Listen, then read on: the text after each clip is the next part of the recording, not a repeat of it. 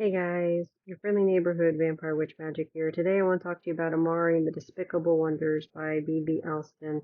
I believe this should be the reading challenge book number 11 for this year. So let's go ahead and get into it. Okay. Amari and the Despicable Wonders by B.B. Alston is the third and climactic book in the supernatural investigation series, and it feels every bit like a reckoning. This is the point where every thread introduced in the earlier books tightens, every moral question demands an answer, and every character is forced to choose what they are truly willing to sacrifice. Rather than focusing on discovery or entry into the supernatural world that is about conflict, consequence, and culmination, the danger is no longer theoretical, the enemy is no longer distant, and the cost of victory is no longer abstract. At the heart of it all is Amari. She's still brave, she's still compassionate, but now standing at the center of a battle that threatens to destroy everything she holds dear, the supernatural world is no longer just unstable, it is on the edge of collapse.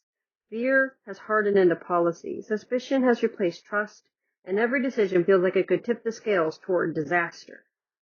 This book makes it painfully clear that the greatest threat isn't just external monsters or forbidden magic.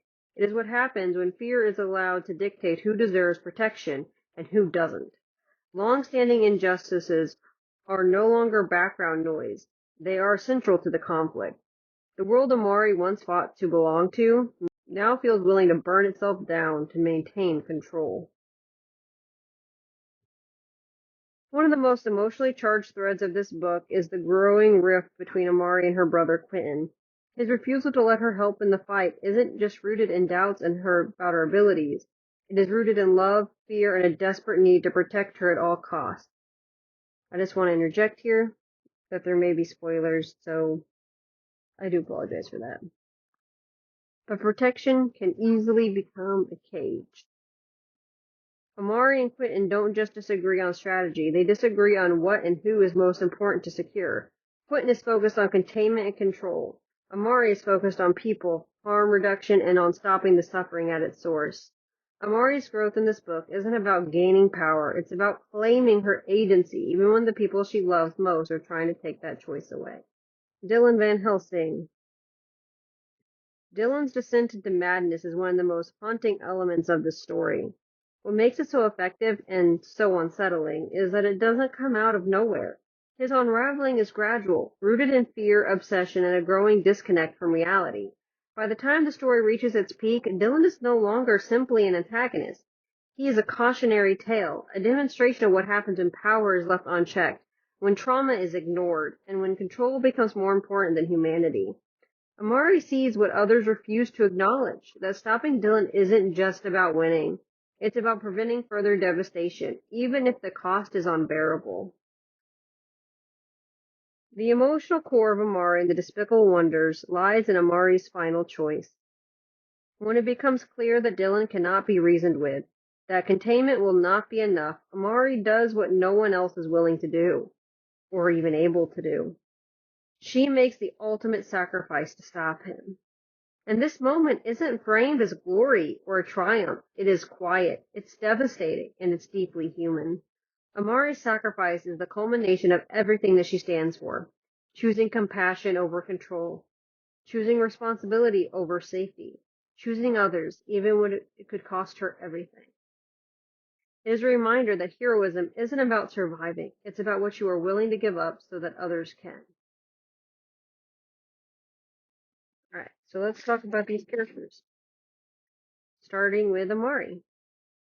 Amari Peters is the emotional and moral core of the series. Across the series, and especially in the Despicable Wonders, she represents agency in the face of control. Amari's power has never been her magic alone. It is her empathy, her refusal to dehumanize others, and her insistence on choosing people over systems. Amari is no longer fighting to be included. She's fighting to be heard. Her greatest struggle is not against the villains, but against those who love her and believe they know what's best for her. Her ultimate sacrifice is the natural culmination of her character. She's always been willing to carry pain if it means sparing others. Elsie Rodriguez.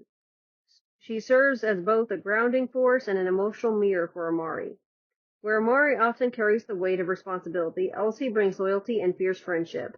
She's deeply protective, but unlike Quinton, her protection doesn't come at the cost of Amari's autonomy.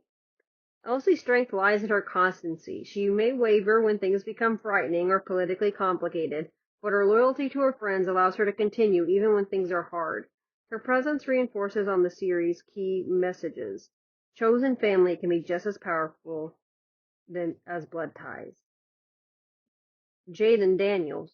Jaden is Amari's loyal, non-magical best friend who gains supernatural powers in the form of communication with animals and joins the Bureau, evolving from a nervous neighborhood kid to a brave, supportive force crucial to Amari's quest. He highlights themes of true friendship and courage, even as the relationship begins to hint at romance.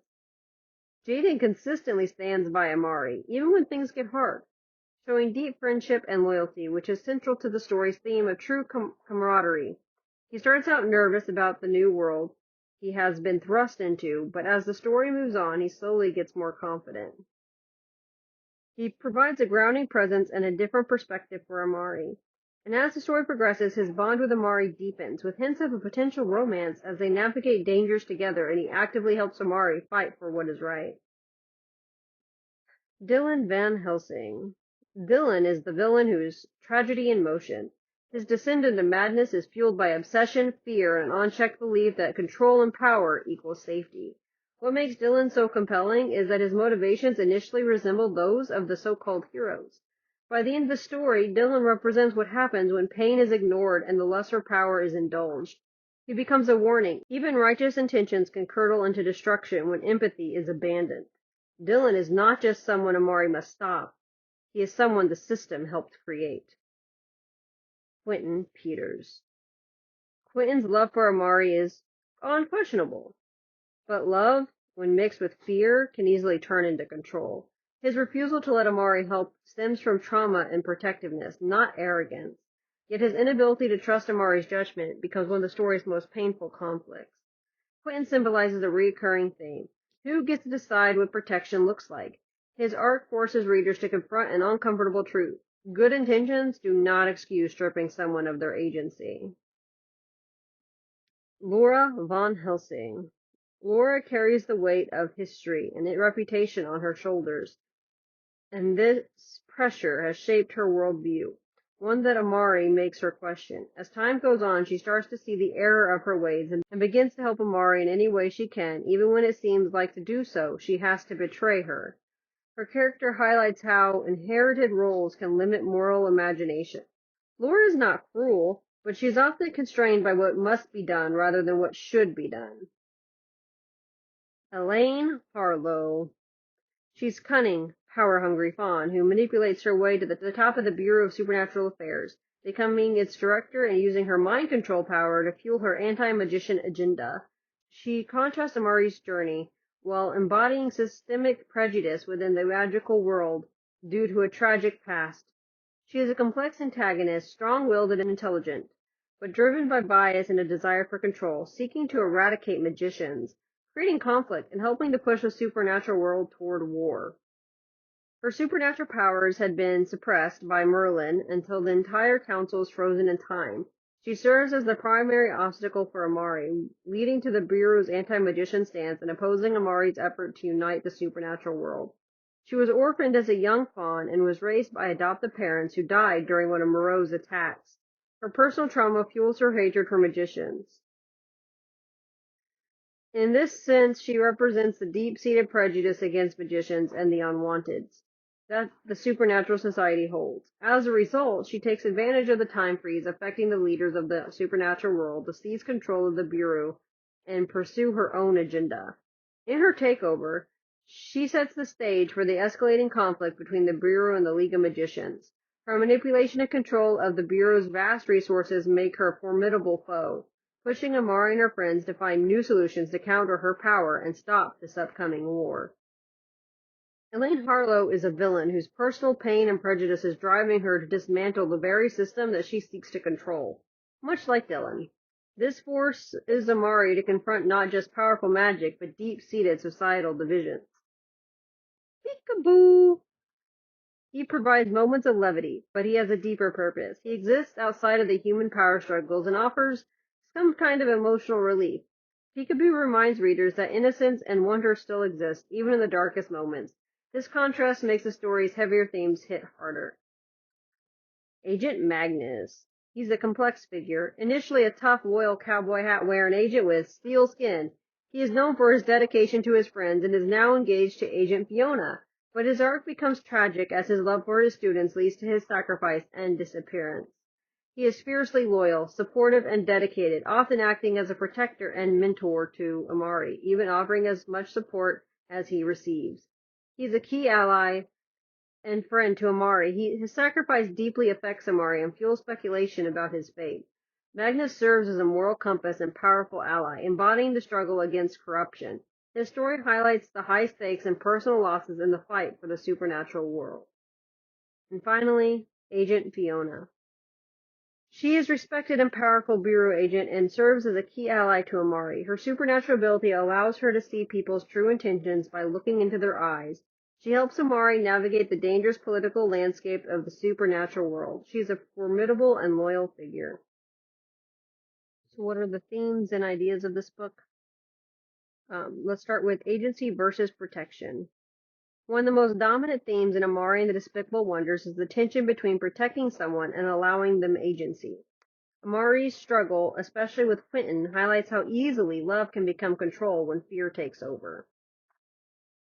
Fear as a catalyst for harm. Fear drives many of the book's conflicts. Institutions tighten their grip, individuals justify extreme actions, boundaries that once existed to maintain safety begin to erode, and Dylan's descent is the most extreme example of this. But he's not alone. Again and again, fear is shown not as a passive emotion, but as an active force that's reshaping morality. The story warns that when fear is allowed to dictate decisions, it rarely leads to justice. Power, control, and moral corrosion. The novel repeatedly challenges the idea that power can be wielded cleanly. Whether it is magical power, institutional authority, or emotional leverage, power always comes with a price. Characters like Dylan and Elaine show how easily control can replace compassion, especially when systems reward results over humanity. The book suggests that unchecked power doesn't just harm others, it corrodes the person holding it. Love that hurts. Not all harm comes from the villains. Some of the deepest wounds are inflicted by people who genuinely care. Quinn's actions, while rooted in love, still cause pain. Laura's adherence to legacy harms as much as it protects. Even well-intentioned silence becomes a form of betrayal. The book refuses to romanticize harmful love, instead showing that intent doesn't erase impact. Sacrifices without glory. Amari's final act reframes heroism. Her sacrifice is not rewarded with celebration or certainty. It is quiet, it's devastating, and it's irreversible. By stripping sacrifice of spectacle and glory, this story emphasizes that true heroism is often unseen and deeply personal. It is not about being remembered as a hero, but about preventing harm, even at an unbearable cost. And finally, systems versus individuals. Throughout the novel, systems are shown to prioritize stability over people. Policies override compassion. Outcomes matter more than lives. Characters like Agent Magnus offer a counterpoint, proving that individuals within systems still have choices. This theme reinforces a core message. Systems do not absolve responsibility. People still choose how they participate in them. Amari and the Despicable Wonders challenges the idea that protection justifies control. It exposes how fear can fracture even the strongest bonds. And it dares to show young readers that doing the right thing doesn't always come with a happy ending. The book is a book about love that clashes, power that corrupts, and courage that demands sacrifice. If you followed Amari's journey from the beginning, this finale will hurt, but it will stay with you. Because some stories aren't meant to comfort us, they are meant to change us.